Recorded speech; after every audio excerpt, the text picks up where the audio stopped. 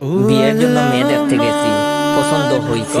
পরের দিন শুনি মেয়ে বয়ফ্রেন্ডের সাথে পালাইছে। দ্বিতীয় মেয়ে দেখতে গেছি, গ্রামে ঢুকতে পারি না। মেয়ের বয়ফ্রেন্ড দল বল নিয়ে কইল গাড়ি ঘুরাবি নাকি বাংমু। তৃতীয় মেয়ে দেখলাম, বিয়ে প্রায় কনফার্ম, কেনাকাটাও শেষ। বিয়ের আগের দিন মেয়ে ফোন দিয়া কইল বয়ফ্রেন্ডের লোকে রাগারাগি করে বিয়েতে হা বলছি। এখন ঝগড়া হইছে, আমাকে বিয়ে করলে করতে পারে, তবে আমি চান্স পেলেই বাঁচবো। চতুর্থ মেয়ের সাথে প্রায় বিয়ে হয়েই গেছে, প্রথম কবুল বলে ফেলেছি।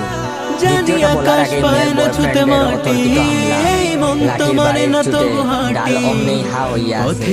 3 হাত পা ভাঙছে, হাসপাতালে নেওয়ার কেউই ছিল না।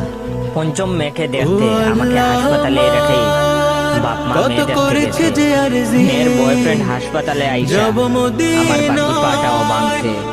আপনারা আরো অ্যারেঞ্জ ম্যারেজের আশায় বইসা থাকেন।